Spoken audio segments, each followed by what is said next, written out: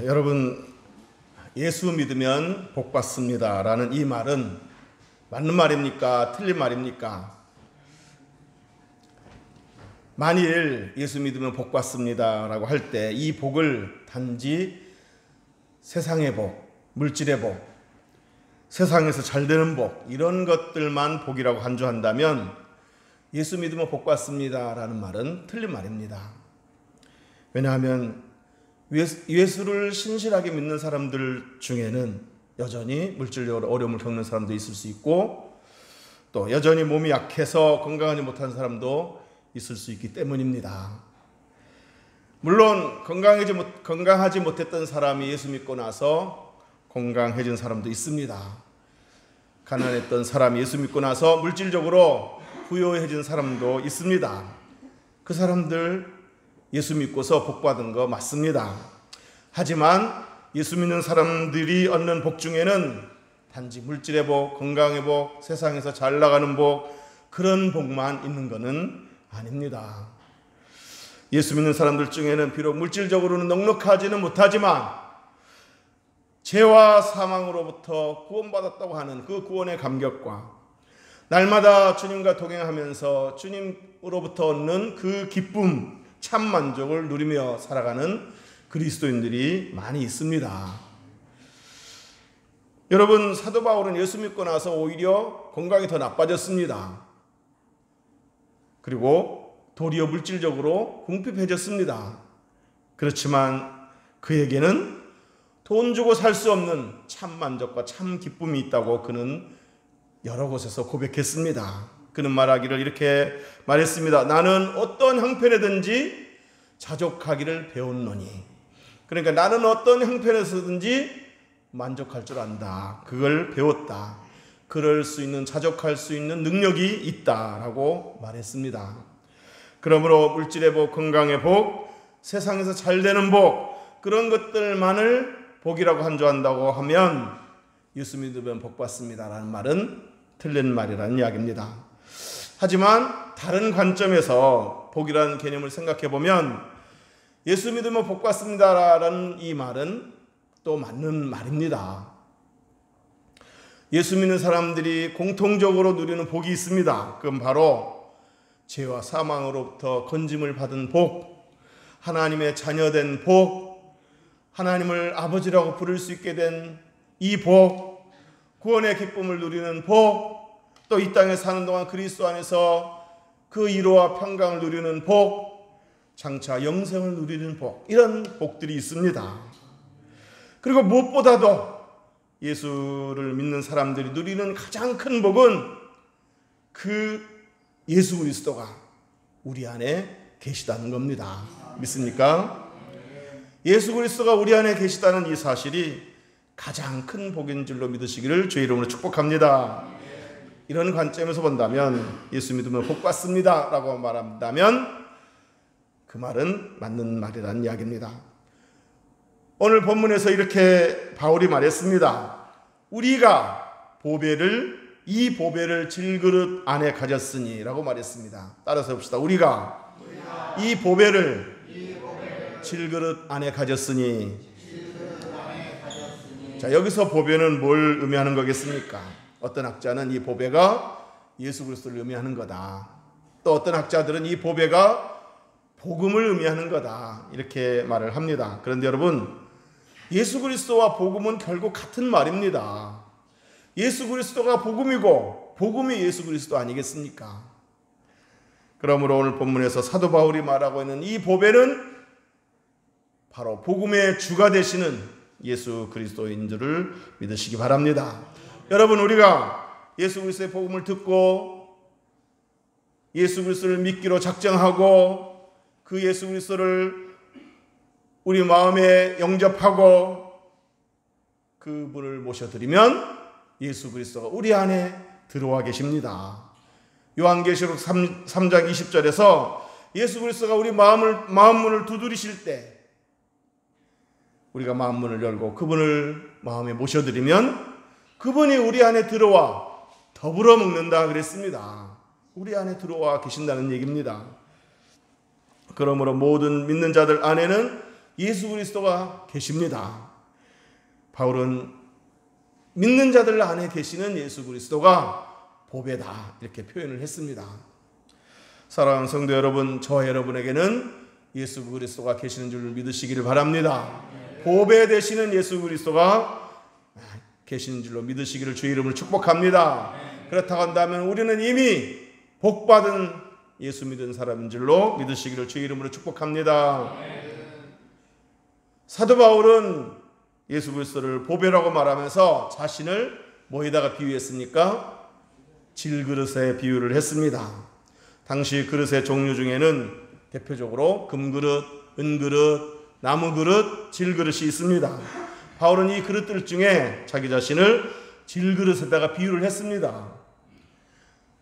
여기서 바울이 말하는 질그릇은 흙으로 빚어 만든 그릇으로서 유약을 바르지 않은 아주 투박한 그릇, 잘 깨어지고 부서지기 쉬운 그런 그릇을 말합니다.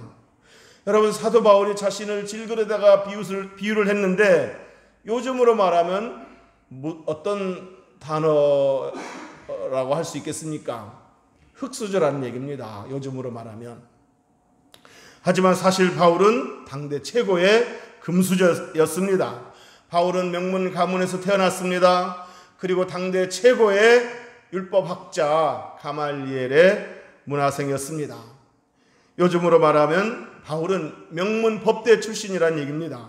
뿐만 아니라 바울은 당시 세계 공용어라고 할 수 있는 그리스어에 능통한 사람이었습니다. 그리고 바울은 로마의 식민지 이스라엘 사람 유대인이었지만 식민국가의 사람이었지만 로마 시민권을 가진 로마 시민권자였습니다. 자, 이렇게 바울은 당대의 최고의 금수저였습니다. 하지만 바울은 빌립보서에서 고백하기를 내가 예수 그리스도를 인격적으로 만난 후로 내가 예수 그리스도를 알고 그 예수 그리스도를 마음에 모신 이후로 나는 내가 그동안 자랑스럽게 여겼던 그 모든 것들을 배설물로 여긴다 이렇게 고백했습니다. 그리고 오늘 본문에서 바울은 나는 질그릇이다, 내 안에 계신 예수 그리스도는 보배다 이렇게 고백했습니다. 여러분, 바울이 자신을 가리켜서 나는 질그릇이다 이렇게 표현했는데 이 표현에는 두 가지 의미가 담겨 있습니다. 첫째는 나는 질그릇처럼 연약한 사람이다, 질그릇처럼 참으로 보잘것없는 천한 사람이다 이런 의미고, 두 번째는 뭐냐, 나는 질그릇처럼 보잘것없고 연약한 사람이지만 내 안에 보배 되신 예수 그리스도가 계시기 때문에 나는 존귀한 자다 이런 의미를 담고 있는 겁니다. 여러분, 어떤 그릇이 가치가 있다 없다를 판단할 때는 보통 뭘 보고 판단합니까? 우선 그 그릇을 뭘로 만들었느냐, 무슨 재료를 썼느냐 그걸로 판단합니다. 질그릇의 가치를 재료만을 가지고 따진다면 질그릇은 가치가 없는 그릇입니다. 별로 다른 그릇에 비해서. 그러니까 바울이 본문에서 자신을 가리켜 질그릇에다가 비유를 했는데 그 말은 곧 나는 질그릇처럼 본래적으로 가치가 없는 사람이다, 천한 사람이다 이런 말입니다. 하지만 그 그릇의 가치를 판단할 때 재료만을 가지고 판단하지 않고 또 다른 것으로 판단한다고 한다면 말이 달라집니다.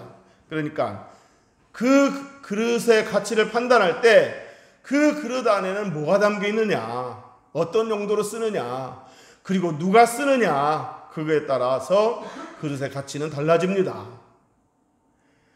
그러므로 바울이 자신을 보배를 담고 있는 질그릇에다가 비유했다는 말은 자신은 원래 질그릇처럼 깨어지기 쉽고 부서지기 쉬운 연약한 존재여 보잘것없고 천한 존재임이 틀림없지만 자신 안에는 보배 되신 예수 그리스도가 계시기 때문에, 그리고 그 예수 그리스도가 자신을 쓰기 때문에 나는 그리스도 안에서 존귀한 자다 이런 말을 하고 있는 겁니다. 저와 여러분도 사도 바울처럼 두 가지 의미의 고백을 항상 해야 됩니다. 첫째는 주님, 나는 질그릇처럼 보잘것없고 연약한 존재입니다. 둘째는, 그렇지만 내 안에는 보배 되시는 예수님이 계시기 때문에 나는 그리스도 안에서 존귀한 자입니다. 이런 의식이 항상 있어야 되고 이런 고백이 항상 있어야 될 줄로 믿습니다. 바울은 자신 안에 보배 되신 예수 그리스도가 있기 때문에 어떤 환경에서도 높은 자존감을 유지할 수 있고 당당한 모습을 보일 수 있다고 말했습니다. 바울의 고백을 한번 들어보시기 바랍니다. 바울이 얼마나 그리스도 안에서 자존감이 높은지, 얼마나 당당한지 한번 느껴보시기를 바랍니다. 바울이 본문에서 이렇게 말했습니다. 나는 사방으로 우겨쌈을 당하여도 쌓이지 아니한다. 나는 답답한 일을 당하여도 낙심하지 아니한다. 나는 박해를 받아도 버림받지 아니한다. 나는 거꾸로 뜨림을 당하여도 망하지 아니한다. 여러분, 얼마나 자존감이 높고 당당합니까? 고린도후서 6장에서도 바울은 이렇게 말했습니다. 우리 그리스도인의 정체성에 대해서 이렇게 표현했습니다. 우리 그리스도인은 바로 이런 사람이다. 뭐라고 말했냐면 고린도후서 6장 8절부터 10절까지 보면 우리는 속이는 자 같으나 참되고 예수 믿으면 천국 갑니다. 이 말을 안 믿는 사람 들으면 어떻게 듣겠어요? 아유, 그런 말이 어딨어. 그런 허무맹랑한 십자가를 달린 예수를 믿으면 천국 간다는, 믿기만 하면 구원받는 말, 너무 황당해. 그건 거짓말이야. 이렇게 생각할 수 있다는 거죠. 그렇지만 우리는 속이는 자 같으나 참되고, 믿습니까? 그 다음에 9절에 보면 무명한 자 같으나 유명한 자요. 우리는 이름도 없고 빛도 없는 그런 존재 같지만 하늘나라에서는 유명한 자라는 겁니다. 왜? 우리 이름이 하늘나라 생명책에 기록되어 있기 때문에. 믿습니까? 또 죽은 자 같으나 보라 우리가 살아있고, 날마다 참 그 박해 속에서 죽은 자와 다름없는 그런 삶을 살아가는 것 같지만 참으로 삶이 넘치는, 생동감이 넘치는, 생기가 넘치는 그런 살아있는 자다. 또 징계를 받는 자 같으나 죽임을 당하지 아니하고, 근심하는 자 같으나 항상 기뻐하고. 세상 사람들은 무엇을 먹을까, 무엇을 마실까 이런 근심을 하지만 우리는 거룩한 근심을 갖는 겁니다. 어떻게 하면 주님을 닮아갈까, 어떻게 하면 빛이 될까, 어떻게 하면 다른 사람에게 유의감이 될까, 어떻게 하면 정말 하나님께 영광이 될까, 이런 근심, 거룩한 근심을 하기 때문에 세상 사람들 보기에는 근심하는 자 같지만 항상 기뻐하고, 그 다음에 가난한 자 같으나 많은 사람을 부요하게 하고, 비록 나는 가난할지라도 다른 사람에게 좋은 영향을 주는, 기쁨을 주는, 생명을 나눠주는 그런 사람이다. 가난한 자 같으나 많은 사람을 부요하게 하고, 아무것도 없는 자 같으나 모든 것을 가진 자로다. 여러분, 이 땅에서 다 누려도 나중에 천국 못 들어가면 그 사람은 아무것도 없는 거예요. 다 싸들고 갈 수도 없는 거고. 그러나 우리가 이 땅에서 많은 것들을 누리지 못한다 하더라도 아무것도 없는 자 같으나 모든 것을 가진 자로다. 우리는 천하보다 귀한 영생을 얻었습니다. 천국을 얻었습니다. 하나님의 자녀 되었습니다. 모든 것을 가진 자인 줄 믿으시기를 주의 이름으로 축복합니다. 자, 이게 바로 우리 그리스도인의 정체성입니다. 그래서 바울은 나는 비록 질그릇 같은 인생이지만 내 안에 보배 되신 예수 그리스도가 계시기 때문에 그 생명력으로, 그가 주시는 은혜로, 그가 주시는 용기와 힘으로 나는 우겨쌈을 당해도 쌓이지 아니하고, 답답한 일을 당해도 낙심하지 아니하고, 박해를 받아도 버림받지 아니하고, 거꾸로 뜨림을 당하여도 망하지 아니한다. 이렇게 높은 자존감과 당당함을 이렇게 드러냈습니다. 여러분, 이 자존감, 이 당당함이 어디서 나온 겁니까? 우리는 질그릇에 불과하지만 내 안에 보배 되신 예수 그리스도가 계시기 때문입니다. 예수 믿는 우리 안에도 생명의 주가 되시고 만유의 주가 되시고 가장 귀한 보배가 되시는 예수님이 우리 안에 계시기 때문에 바울처럼 저와 여러분도 당당하게 사실 수 있기를 주 이름으로 축복합니다. 안 믿는 사람들 앞에서, 돈 많은 사람들 앞에서, 고급 차 끌고 다니는 그런 사람들 앞에서 기죽지 마시고 내게는 영원한 생명이 있다. 나는 천국 백성이다. 나는 죽으면 천사들에게 들림받아서 천국 간다. 천국 가면 수많은 천군 천사들이 나를 수종한다. 이런 당당함을 가지고 살아가시기를 주의 이름으로 축복합니다. 자, 그런 면에서 예수 믿는 사람은 복 받습니다. 이 말은 맞는 말이라는 얘기입니다. 그 복이 단지 세상 물질의 복, 세상에서 잘 되는 복, 그 복만을 말한다면 예수 믿으면 복 받습니다. 이 말은 틀린 말이지만 세상에서 주는 것과 비교할 수 없는 그 영원한 복, 가치 있는 복, 이 복을 우리가 누리고 있으니, 예수 믿는 사람들이 누리고 있으니 예수 믿으면 복 받습니다라는 말은 그런 점에서 또 맞는 말이기도 하다 이 말입니다. 믿습니까? 베드로의 동생 안드레가 먼저 예수를 믿었습니다. 그리고 나서 그 동생 안드레가 베드로에게 전했습니다. 내가 메시아를 만났다. 그랬을 때 베드로도 동생 안드레의 말을 듣고 예수님을 만나고 나서 예수님을 믿는 자가 되었습니다. 자, 그런데 베드로가 단순히 예수 그리스도를 믿는 자 수준에 그치지 않고, 단순히 믿는 자에 그치지 않고 예수님께 전적으로 헌신하는 제자가 되기로 결단했던 계기가 있었는데 바로 갈릴리 바다에서 고기잡이를 할 때였습니다. 생계업이 어부였던 베드로는 여느 때처럼 생계를 위해 고기를 잡아내다 팔기 위해 갈릴리 바다에 나가 그물을 던졌습니다. 하지만 밤새도록 그물을 던져보았지만 한 마리도 잡지 못했다 했습니다. 그때 예수님이 베드로에게 다가오신 겁니다. 그리고는 베드로에게 베드로야 깊은 데로 가서 그물을 던지라 이렇게 말씀하셨습니다. 자, 여러분 이때 예수님의 말씀을 들은, 깊은 데로 가서 그물을 던져봐 라고 예수님의 말씀을 들은 베드로는 자존심이 상할 수도 있습니다. 왜 그랬겠습니까? 예수님은 직업이 뭡니까? 목수입니다. 자기는 바다에서 잔뼈가 굵은 어부입니다. 베테랑 어부입니다. 그런데 목수인 예수님이 이 베테랑 어부인 나에게 깊은 데로 가서 던져봐 라고 훈수를 뒀을 때 베드로는 목수가 뭘 하십니까? 이렇게 생각하면서 자존심 상해할 수도 있고 그 말을 안 들을 수도 있었습니다. 하지만 베드로는 말씀에 순종했다고 그랬습니다. 본문의 성경에 보면 말씀에 의지하여 깊은 데로 가서 그물을 던졌다 그랬습니다. 그랬더니 엄청나게 많은 고기를 잡았다고 했습니다. 순종한 결과입니다. 자, 그런데 여러분, 베드로가 이렇게 순종한 결과로서 엄청나게 많은 고기를 잡았는데 그 다음 베드로의 반응이 뭔지를 우리가 주목할 필요가 있습니다. 베드로의 반응이 뭐였습니까? 엄청난 고기들이 그물에 걸려서 펄쩍펄쩍 뛰는 그 광경을 보고서 신나서 어쩔 줄 몰라 하는 그런 베드로가 아니었습니다. 이 많은 고기를 내다 판다면 얼마나 많은 돈을 벌 수 있을까? 큰 돈을 만질 생각을 하고 있지 않았습니다.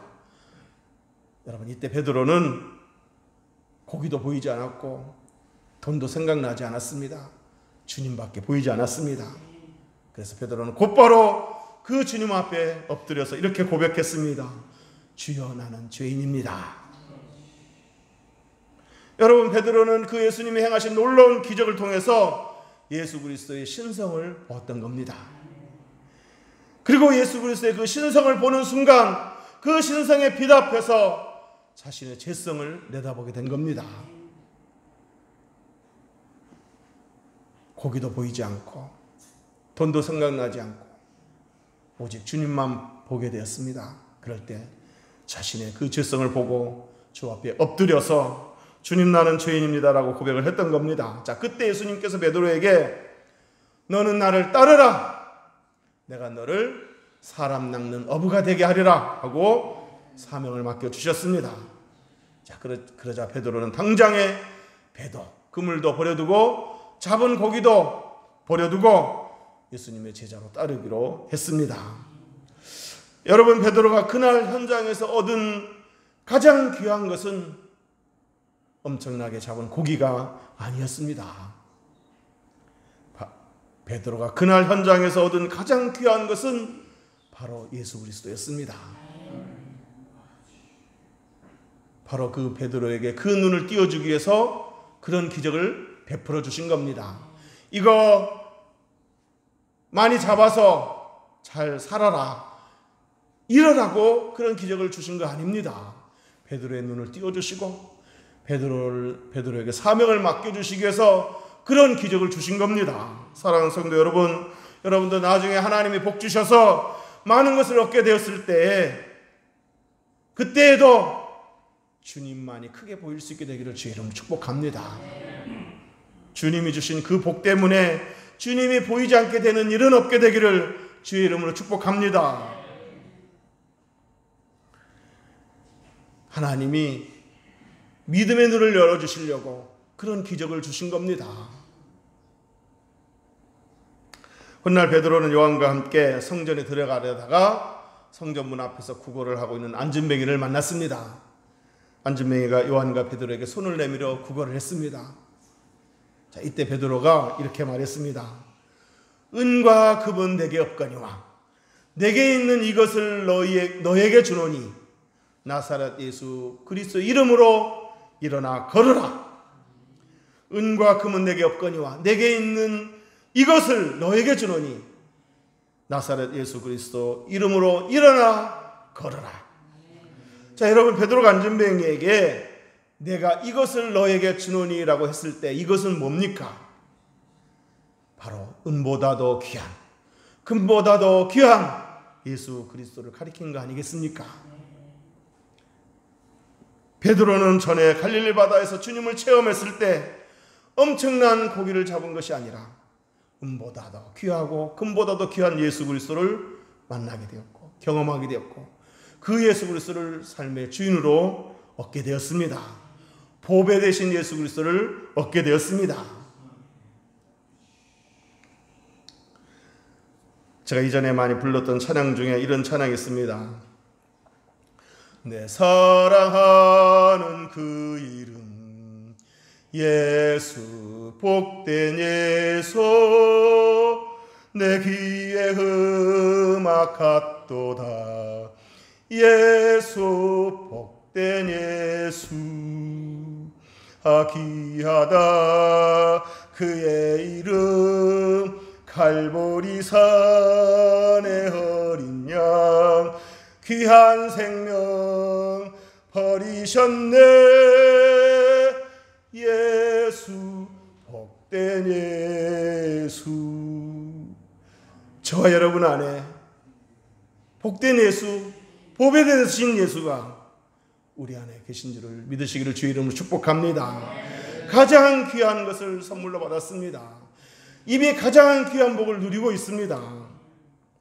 우리가 예수 믿고 나서 물질의 복, 건강의 복, 세상에서 잘 되는 복을 받지 못했다고 하더라도 우리 안에는 참 보배가 되시는 예수 그리스도가 계시기 때문에 우리는 이미 귀한 복을 받은 줄로 믿으시기를 바랍니다.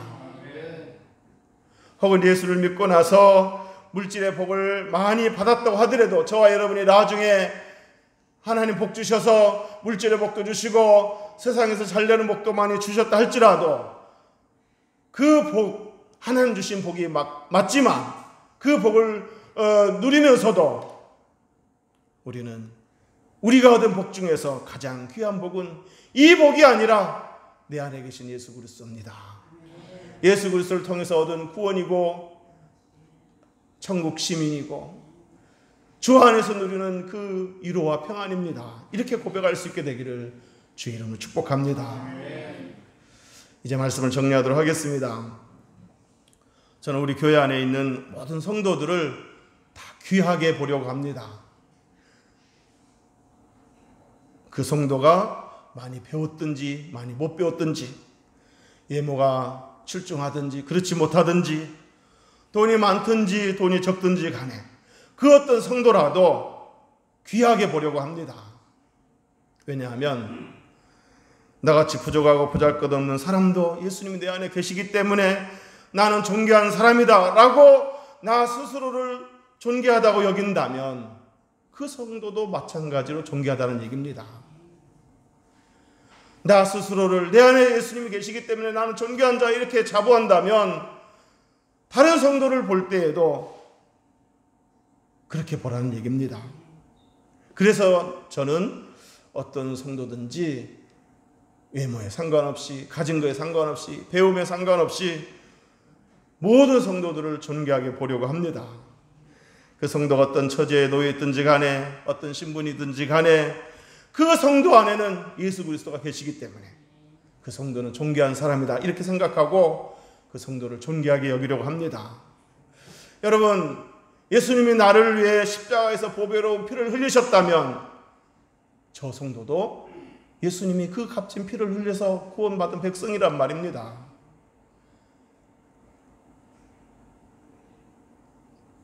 그렇게 생각하면 내가 존귀하면 저 성도도 존귀하고, 그래서 무시할 수 없다는 얘기입니다. 무시하지 않는다는 얘기입니다. 만약에 제가 어떤 성도를 무시하고 배우지 못했다고, 가난하다고, 얼굴이 못났다고, 좀 이렇게 모자라 보인다고 무시한다면 주님이 이렇게 말씀하실 겁니다. 네가 뭔데 내가 피 흘려 구원한 저 성도를 네가 왜 무시해? 이렇게 말할 거란 얘기입니다. 네가 그럴 자격이 있느냐? 이렇게 말씀하실 겁니다. 그래서 저는 질그릇같이 천하고 보잘것없는 저도 주님 때문에 존귀하게 되었다는 생각을 하면서 어느 성도도 무시하거나 함부로 대하지 말아야 된다 이런 생각을 합니다. 그래서 노력합니다. 누가 됐든지 간에 사람들을 귀하게 보자 이렇게 노력합니다. 사도 바울은 빌립보서 2장 3절에서 오직 겸손한 마음으로 각각 자기보다 남을 낮게 여기고 그랬습니다. 나보다 돈이 많아서가 아니라, 나보다 많이 배워서가 아니라, 나보다 높은 자리에 있어서가 아니라 주님이 저 성도를 위해서 피를 흘리셨기 때문에, 그 안에 주님이 계시기 때문에, 내가 존귀하면 저 성도도 존귀하기 때문에 나보다 다른 사람을 낮게가 아니고 좋게 여겨야 된다는 겁니다. 바라기는 우리 교회 성도들이 첫째로는 나는 비록 질그릇 같은 사람이지만 내 안에 보배 되신 예수 그리스도가 계시기 때문에 나는 존귀한 자다, 나는 부유한 자다, 나는 행복한 자다라고 스스로 자부하며 자존감을 가지고 당당하게 살아가시기를 주의 이름으로 축복합니다. 둘째로는 다른 성도들을 대할 때 저 성도들도 나처럼 주님 안에서 존귀한 자다, 주님이 피 흘려 구원한 자다 이렇게 생각하고 다른 성도들을 존귀하게 여길 줄 알고 나보다 남을 낮게 여길 줄 아는 그런 아름다운 사랑의 공동체가 될 수 있게 되기를 주의 이름으로 축복합니다. 기도하겠습니다.